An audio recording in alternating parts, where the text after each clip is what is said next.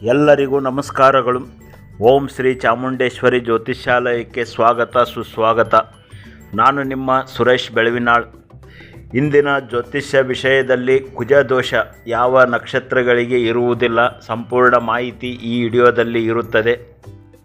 ನಮ್ಮ ಚಾನಲನ್ನು ಸಬ್ಸ್ಕ್ರೈಬ್ ಮಾಡಿಕೊಂಡವರಿಗೆ ಹೃದಯಪೂರ್ವಕ ನಮಸ್ಕಾರಗಳು. ಇನ್ನೂ ನಮ್ಮ ಚಾನಲನ್ನು ಸಬ್ಸ್ಕ್ರೈಬ್ ಮಾಡಿಕೊಂಡಿಲ್ಲ ಅಂದರೆ ದಯವಿಟ್ಟು ಸಬ್ಸ್ಕ್ರೈಬ್ ಮಾಡಿಕೊಳ್ಳಿ, ಬೆಲ್ ಐಕನ್ ಪ್ರೆಸ್ ಮಾಡಿ, ಶೇರ್ ಮಾಡಿ, ಲೈಕ್ ಮಾಡಿ, ಕಮೆಂಟ್ ಮಾಡಿ. ನಿಮ್ಮ ಪ್ರೋತ್ಸಾಹ ಸದಾ ಇರಲಿ. ಎಲ್ಲರಿಗೂ ನಮಸ್ಕಾರಗಳು. ನೋಡಿ, ನಿಮ್ಮ ಜಾತಕದಲ್ಲಿ ಕುಜ ದೋಷ ಇದ್ದರೆ ಖಂಡಿತವಾಗಿಯೂ ಭಯಪಡಬೇಡಿ. ಕುಜನು ಶುಭ ಫಲವನ್ನೇ ಕೊಡುತ್ತಾನೆ. ಕುಜನು ನೈಸರ್ಗಿಕ ಅಶುಭ ಗ್ರಹ ಆಗಿರುತ್ತಾನೆ. ಕುಜನು ಜಾತಕನಿಗೆ ಪರಾಕ್ರಮ, ಧೈರ್ಯ, ಶೌರ್ಯ, ಶಕ್ತಿ, ಸಾಹಸ, ಕ್ರೀಡೆ, ರಕ್ಷಣೆ, ಪುರುಷತ್ವ ಕೊಡುವಂತಹ ಗ್ರಹನೇ ಕುಜನು. ರಕ್ತಕ್ಕೆ ಕಾರಕನಾದ್ದರಿಂದ ಮಾನವ ಜನಾಂಗಕ್ಕೆ ಕುಜನು ಮುಖ್ಯ ಕಾರಣವಾಗಿರುತ್ತಾನೆ. ಬೆಳವಣಿಗೆಗೆ ಕಾರಣನಾಗಿರುತ್ತಾನೆ. ಕುಜನು ಮೂಲ ಕಾರಕನಾಗಿರುತ್ತಾನೆ. ಭ್ರೂಣದ ಉತ್ಪಾದನೆ ಮತ್ತು ಭ್ರೂಣದ ಬೆಳವಣಿಗೆಗೂ ಕುಜನು ಕಾರಕನಾಗಿರುತ್ತಾನೆ. ಕುಜನು ಏನಾದರೂ ಜಾತಕದಲ್ಲಿ ಅಶುಭನಾಗಿದ್ದರೆ ಮೇಲೆ ಹೇಳಿರುವುದರಲ್ಲಿ ಯಾವುದಾದರೂ ಸಣ್ಣ ಪುಟ್ಟ ಸಮಸ್ಯೆಗಳು ಬರುವಂತಹ ಸಾಧ್ಯತೆ ಇರುತ್ತದೆ. ಅದು ಅಶುಭನಾಗಿದ್ದರೆ ಮಾತ್ರ. ಕುಜನು ನಿಮ್ಮ ಜಾತಕದಲ್ಲಿ ಲಗ್ನದಿಂದ 2ನೇ ಮನೆಯಲ್ಲಿ, 4ನೇ ಮನೆಯಲ್ಲಿ, 7ನೇ ಮನೆಯಲ್ಲಿ, 8ನೇ ಮನೆಯಲ್ಲಿ, 12ನೇ ಮನೆಯಲ್ಲಿ ಇದ್ದರೆ ಕುಜ ದೋಷ ಎಂದು ಹೇಳಲಾಗಿದೆ. ಪುರುಷರ ಜಾತಕದಲ್ಲಿ ಲಗ್ನದಿಂದ 2ನೇ ಮನೆಯಲ್ಲಿ, 7ನೇ ಮನೆಯಲ್ಲಿ, 8ನೇ ಮನೆಯಲ್ಲಿ ಕುಜ ಇದ್ದರೆ ದೋಷ ಇರುತ್ತದೆ. ಸ್ತ್ರೀಯರ ಜಾತಕದಲ್ಲಿ ಲಗ್ನದಿಂದ 4ನೇ ಮನೆಯಲ್ಲಿ, 8ನೇ ಮನೆಯಲ್ಲಿ, 12ನೇ ಮನೆಯಲ್ಲಿ ಕುಜನಿದ್ದರೆ ದೋಷ ಇರುತ್ತದೆ ಎಂದು ಶಾಸ್ತ್ರದಲ್ಲಿ ಇರುತ್ತದೆ. ಯಾವ ಗ್ರಹವಾದರೂ ತನ್ನ ಸ್ವಂತ ಮನೆಯಲ್ಲಿ ಅಥವಾ ಉಚ್ಚ ಸ್ಥಾನದಲ್ಲಿ ಇದ್ದರೆ ಯಾವುದೇ ಕೆಟ್ಟ ಫಲಗಳನ್ನು ಕೊಡುವುದಿಲ್ಲ. ಕುಜನು ಮೇಷ ಮತ್ತು ವೃಶ್ಚಿಕ ರಾಶಿಯಲ್ಲಿ ಬಲವಾಗಿ ಇರುತ್ತಾನೆ. ಮಕರ ರಾಶಿಯಲ್ಲಿ ಉಚ್ಚನಾಗಿ ತುಂಬ ಬಲವಾಗಿರುತ್ತಾನೆ. ಕುಜನು ವೈವಾಹಿಕ ವಿಷಯಗಳಲ್ಲಿ ಕುಜನ ಬೆಂಬಲ ಖಂಡಿತವಾಗಿಯೂ ಇರಬೇಕು. ಆದ್ದರಿಂದ ಕುಜನನ್ನು ಮಂಗಳಕಾರಕ ಅನ್ನುತ್ತಾರೆ.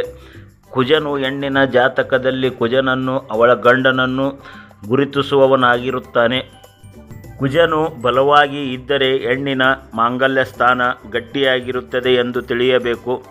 ಕುಜ ದೋಷ ಜಾತಕದಲ್ಲಿ ಇದ್ದರೂ ಅದು ಜಾತಕನಿಗೆ ಕುಜ ದಶೆ ಯಾವಾಗ ಬರುತ್ತದೆ, ಚಿಕ್ಕ ವಯಸ್ಸಿನಲ್ಲಿಯೇ ಬಂದು ಹೋಗಿದೆಯಾ ಅಥವಾ 50-60 ವರ್ಷದ ಮೇಲೆ ಬರುತ್ತದೆಯಾ ಎಂದು ನೋಡಿ ಕುಜ ದೋಷ ತೀರ್ಮಾನ ಮಾಡಬೇಕು.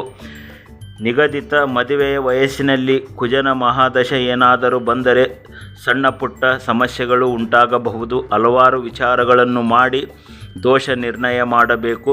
ಹಾಗೆಯೇ ಪರಿಹಾರ ಆಗಿದೆಯಾ ಎಂದು ನೋಡಿಕೊಂಡು ವಿಮರ್ಶೆ ಮಾಡಿ ಜಾತಕವನ್ನು ನೋಡಬೇಕು. ನಿಮ್ಮ ಜಾತಕದಲ್ಲಿ ಕುಜನು ಯಾವ ಮನೆಯಲ್ಲಿ ಇದ್ದರೂ ಕುಜನ ಮೇಲೆ ಗುರುವಿನ ದೃಷ್ಟಿ ಇದ್ದರೆ ಯಾವ ಅಶುಭ ಫಲ ಕೊಡದೆ ಶುಭ ಫಲವನ್ನೇ ಕೊಡುತ್ತಾನೆ. ಕುಜನು ಜಾತಕದಲ್ಲಿ 2ನೇ ಮನೆಯಲ್ಲಿ ಇದ್ದರೆ ಕುಟುಂಬದಲ್ಲಿ ಸಮಸ್ಯೆಗಳು ಬರುತ್ತದೆ ಎಂದು ಹೇಳಲಾಗಿದೆ. 4ನೇ ಮನೆಯಲ್ಲಿ ಇದ್ದರೆ ಎಲ್ಲ ಸುಖಗಳಿಗೆ ತೊಂದರೆಯಾಗುತ್ತದೆ ಎಂದು ಹೇಳಲಾಗಿದೆ. 7ನೇ ಮನೆಯಲ್ಲಿ ಕುಜನಿದ್ದರೆ ಗಂಡ ಹೆಂಡತಿ ನಡುವೆ ಜಗಳವಾಗಿ ಬೇರೆಯಾಗುವ ಸಾಧ್ಯತೆ ಇರುತ್ತದೆ ಎಂದು ಹೇಳಲಾಗಿದೆ. 8ನೇ ಮನೆಯಲ್ಲಿ ಇದ್ದರೆ ಗಂಡ ಅಥವಾ ಹೆಂಡತಿಗೆ ಜೀವಕ್ಕೆ ಅಪಾಯ ಬರುವ ಸಾಧ್ಯತೆ ಇರುತ್ತದೆ ಎಂದು ಹೇಳಲಾಗಿದೆ.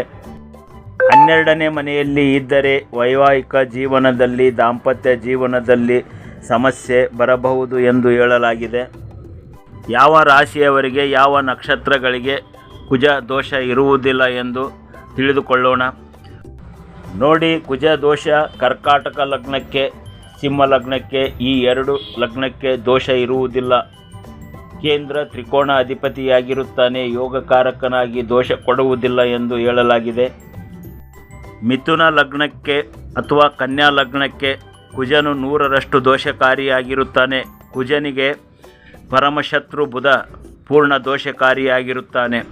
ತುಲಾ ಲಗ್ನಕ್ಕೆ, ವೃಷಭ ಲಗ್ನಕ್ಕೆ ಮಾರಕಾಧಿಪತಿಯಾಗಿ, ದ್ವಿತೀಯಾಧಿಪತಿಯಾಗಿ, ಸಪ್ತಮಾಧಿಪತಿಯಾಗಿ, ವೃಷಭ ಲಗ್ನಕ್ಕೂ ಸಹ ಮಾರಕಾಧಿಪತಿಯಾಗಿ, ವಯಸ್ಥಾನದ 12ನೇ ಮನೆ ಅಧಿಪತಿಯಾಗಿ ಪೂರ್ಣ ದೋಷಕಾರಿಯಾಗಿರುತ್ತಾನೆ. 100ರಷ್ಟು ದೋಷ ಇರುತ್ತದೆ.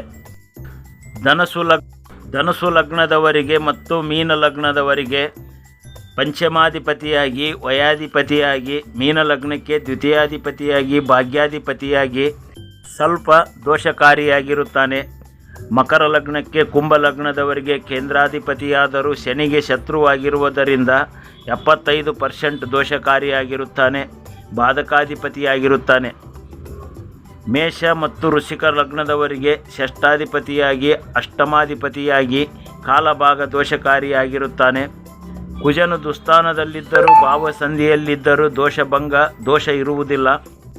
ಕುಜನು ಮೇಷ, ಸಿಂಹ, ವೃಶ್ಚಿಕ, ಮಕರ ರಾಶಿಯಲ್ಲಿ ಇದ್ದರೂ ದೋಷ ಇರುವುದಿಲ್ಲ, ದೋಷಭಂಗವಾಗಿರುತ್ತದೆ.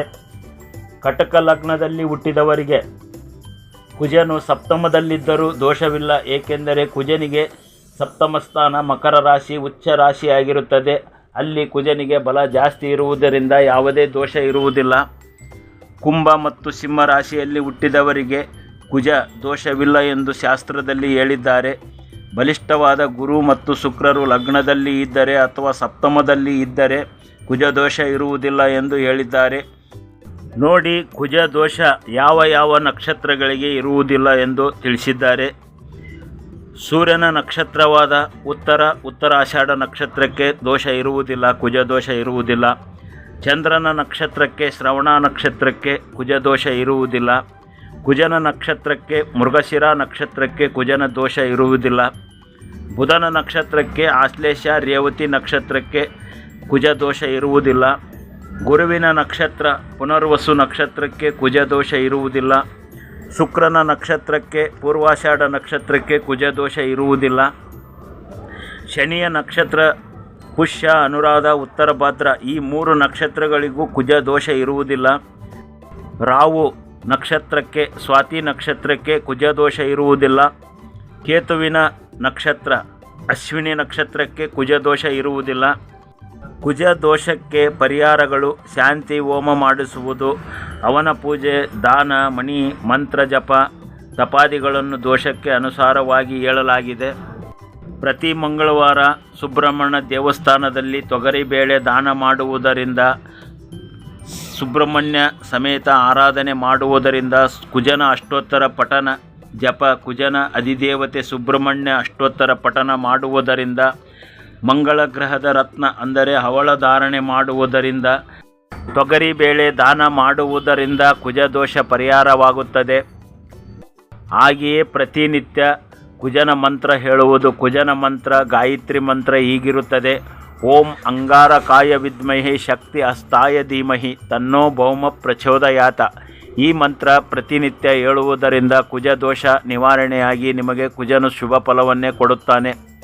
ನಮ್ಮ ಚಾನಲನ್ನು ಸಬ್ಸ್ಕ್ರೈಬ್ ಮಾಡಿಕೊಂಡವರಿಗೆ ಹೃದಯಪೂರ್ವಕ ನಮಸ್ಕಾರಗಳು. ಇನ್ನೂ ನಮ್ಮ ಚಾನಲನ್ನು ಸಬ್ಸ್ಕ್ರೈಬ್ ಮಾಡಿಕೊಂಡಿಲ್ಲ ಅಂದರೆ ದಯವಿಟ್ಟು ಸಬ್ಸ್ಕ್ರೈಬ್ ಮಾಡಿಕೊಳ್ಳಿ, ಬೆಲ್ ಐಕನ್ ಪ್ರೆಸ್ ಮಾಡಿ, ಶೇರ್ ಮಾಡಿ, ಲೈಕ್ ಮಾಡಿ, ಕಮೆಂಟ್ ಮಾಡಿ.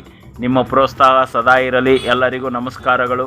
ನಮ್ಮ ಆರಾಧ್ಯ ದೇವಿ ಶ್ರೀ ತಾಯಿ ಚಾಮುಂಡೇಶ್ವರಿಯ ಆಶೀರ್ವಾದ ಎಲ್ಲರಿಗೂ ಇರಲಿ, ಎಲ್ಲರಿಗೂ ಒಳ್ಳೆಯದನ್ನೇ ಮಾಡಲಿ ಎಂದು ನಾವು ಬೇಡಿಕೊಳ್ಳುತ್ತೇವೆ ಮತ್ತು ಪ್ರಾರ್ಥಿಸುತ್ತೇವೆ. ಓಂ ಶ್ರೀ ಗುರುವೇ ನಮಃ. ಓಂ ನಮೋ ಭಗವತಿ ಸಚ್ಚಿದಾನಂದ ಸ್ವರೂಪಿಣಿ. ಸರ್ವೇ ಜನ ಸುಖಿನೋ ಭವಂತು. ಹರಿ ಓಂ.